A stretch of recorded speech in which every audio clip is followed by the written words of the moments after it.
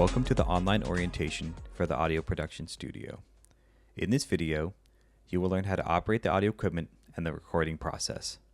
Once you have checked out the key from the circulation desk, head over to the audio production studio located in the back of the main computer lab in room 144. To begin recording, you must first turn on all of the equipment, the headphone splitter and the audio mixer. The headphone splitter, located on the same table as the microphones, is used to allow all users to hear what the microphones are picking up. To turn on the headphone splitter, press the square button on the front right of the device. The knobs on the front of the headphone splitter are used to only determine how loud the headphones are, not the recording volume. Use the knobs in front of each of the label microphones to individually adjust hearing levels. The audio mixer, located on the desk with the computer, allows all of the microphones to be recorded into a single audio file. To turn on the audio mixer, press both switches located on the back left of the device so they are both in the up position. Once the equipment is on, log into the computer using your FGCU email and password. Once you are logged in, open Audacity, the program used for recording audio.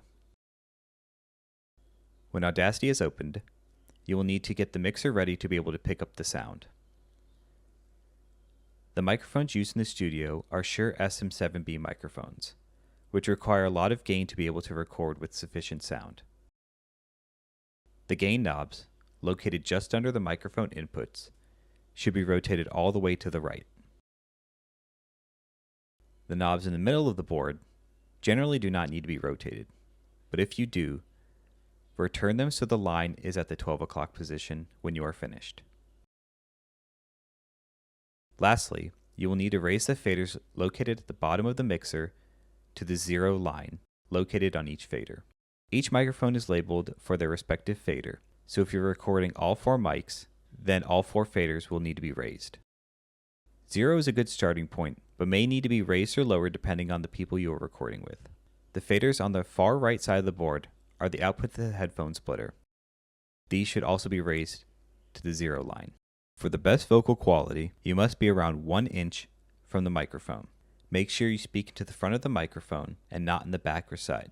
Along with the microphones, there are 4 headsets to help you monitor your sound while speaking. Once the mixer is prepped, you can now begin recording in Audacity. It is generally recommended that you record a sample project to make sure that all recording levels are adequate. To record, press the red record button. You should see the audio input live while recording. Have each person speak into their microphone one at a time to test levels. To stop recording, press the stop button. To listen to your recording back, you must first ensure that the playback fader, located on the bottom right of the mixer next to the headphone output, is raised to the 0 line. Before you press play, it is best to mute all of the microphones using the mute buttons located above each fader. This is recommended to not have any interference from the microphones while listening to playback. Press the play button to hear what you have recorded.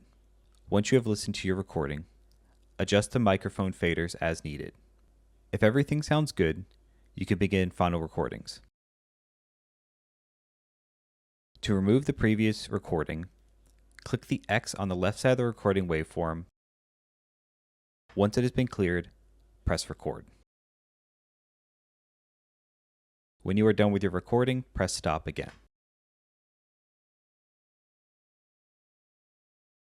When you have successfully captured your final recording and are ready to save, go up to File, then select Export.